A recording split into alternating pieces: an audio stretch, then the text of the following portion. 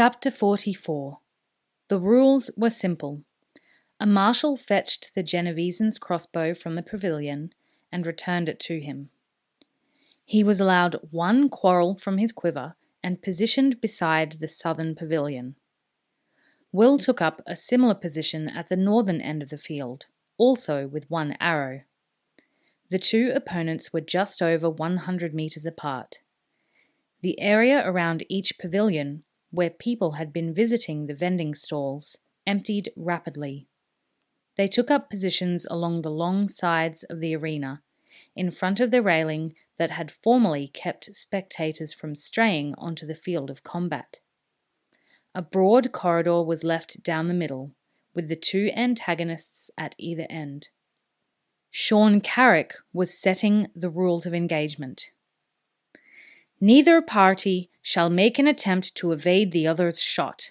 You will both stand fast, and, on the sound of the trumpet, you may shoot in your own time. In the event that you both miss, you will each be issued another arrow, and we will repeat the sequence.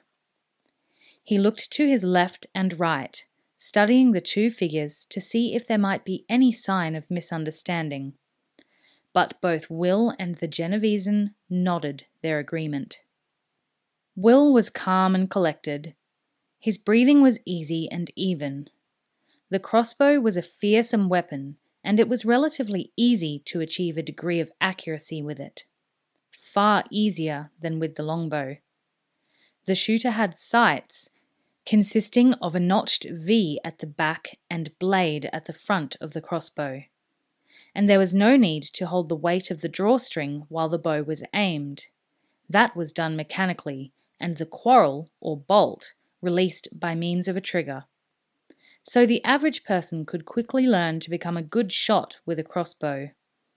That was why, years ago, the Genovesan hierarchy had selected the weapon for their forces. Because almost anybody could shoot one with reasonable success. There was no need to search for particularly talented recruits. The crossbow was an everyman's weapon. And that was where Will believed his advantage lay. The crossbow did not require the hours and hours of practice that went into becoming a proficient shot with the longbow. You raised the bow, centered the sights on the target, and pulled the trigger lever. So after some practice, it was easy for the shooter to settle for being a good shot, rather than an excellent one. And most people did settle for that.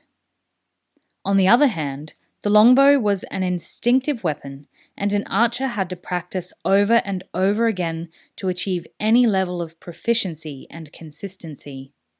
For the rangers, there was an almost mystic union with the bow. A ranger never stopped practicing. Good wasn't good enough. Excellence was the standard they sought. To shoot a longbow well, the archer had to be dedicated and determined. And once you shot it well, it was merely a matter of application before you became an excellent shot. A good shot versus an expert shot. That was what it boiled down to. Had they been fighting over a range of 50 meters or less, he would have called the odds even. At a little over 100 meters, with the resulting smaller margin for error, he felt he had the edge. There was another factor. Genovesans were, by trade, assassins, not warriors. They were not used to a target that was shooting back at them. They were more accustomed to shooting at an unsuspecting victim from a well-hidden position. Will knew from experience that nothing could affect accuracy or the need to remain calm like the prospect of being shot oneself. So he stood now, with a half smile on his face, confident in his own ability, staring down the field at the figure in purple facing him. He saw the trumpeter raise his instrument and laid the single arrow on the bowstring. Then he focused totally on the dull purple shape 100 meters away. The trumpet sound split the air, and Will raised his bow, drawing back on the string as he did so. There was no need to hurry. He saw the bow coming up in the foreground of his sighting picture, with the purple figure that was his target behind it. He didn't sight down the arrow or concentrate on any one aspect of the picture. He needed to see it all to estimate elevation, windage, and release. His rhythm was set, his breathing smooth and even. He took a breath, then, fractionally before he felt his right forefinger touch the corner of his mouth, he released half of it. It was an automatic coordination of the two separate actions, and he wasn't aware that it had happened. But he saw the sight picture, and it was good. Every element was in its correct correlation. Bow, arrowhead, and target all formed one complete entity. And as he saw it and sensed that it was right, he realized, without knowing how, that at the last moment the Genovesan would try to avoid his arrow. It would only be a small movement, a half step or a sway of the body, but he would do it. Will swung his aim to point 1/2 meter to his right, and released, smoothly and without jerking. He made sure that he held the sighting picture steady after he released, not succumbing to the temptation to drop the bow, but following through with it still in position. Something flashed by his head, a meter or so to his left. He heard a wicked hiss as it passed, and he registered the fact that the Genovesan had shot before he did. And now, as he finally lowered the bow, he saw the fractional movement from the other man as he took a half step to the left, directly into the path of Will's speeding arrow.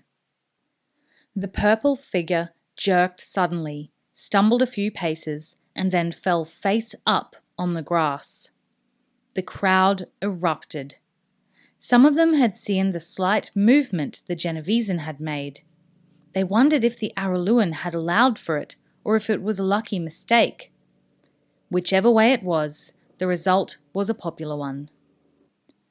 As Will walked slowly back down the field, the crowd cheered themselves hoarse on both sides. He glanced to his left and saw the thick-set, white-robed figure slumped back against his cushions, obviously in the depths of defeat. So much for you, he thought. Then, at ground level on the opposite side, his attention focused on Holt and Horace, and he grinned tiredly at them. "What happened? What happened? Is he all right?" Horace, still unable to see clearly, was in a frenzy of worry. Holt patted his arm. "He's fine. He's just fine." He shook his head and sank down onto the bench. The tension of watching his two young friends risk their lives in one afternoon was almost too much. "I'm definitely getting too old for this," he said softly. But at the same time, he felt a deep swelling of pride at the way Horace and Will had conducted themselves. He rose as Will reached them and, without a word, stepped forward to embrace his former apprentice. Horace was busy pumping Will's hand and slapping his back, and they were soon surrounded by well-wishers trying to do the same. Finally, Holt released him and stepped back. "Just as well you got to the tent in time to save that glass of drugged water," he said. Will grinned, a little shamefaced. "Actually, I didn't. I only just made it before he did. I had no time to get to the jug. I sent the ice vendor to fill the tumbler with any water he could find. I figured our Genovesan friend wouldn't take the chance on drinking it." A delighted smile began to spread over Holt's face as he realized the bluff Will had pulled off, but it faded as they heard an urgent shout from the royal enclosure. "The king! The king is dead!" Leading Horace, they fought their way through the surging crowd as people tried to move closer to get a better view. Sean saw them coming and signaled for them to move to the front of the stand, where he leaned down and helped haul them up onto the raised platform. "What happened?" asked Holt. Wordlessly, Sean gestured for them to take a closer look. Ferris was in his throne, a a surprised expression on his face, his eyes wide open. Finally, the royal steward found his voice. "I don't know. Nobody saw it in all the excitement of the duel. When I looked back, there he was, dead. Perhaps it's a stroke or a heart attack." But Holt was shaking his head. Gently, he tried to move the king forward and felt resistance. Peering behind the throne, he saw the flights of the crossbow quarrel protruding from the thin wood. The missile had gone through the back of the chair and into Ferris's back, killing him instantly, pinning him to the chair. "Tennyson," he said, and dashed to the front of the enclosure where he could see the opposite stands. There was a heavy-set figure still in the main seat, but it wasn't Tennyson. It was one of his followers who bore a passing resemblance to the fake priest of Alcaeus. Tennyson, along with the 2 remaining Genovesans and half a dozen of his closest followers, was nowhere to be seen.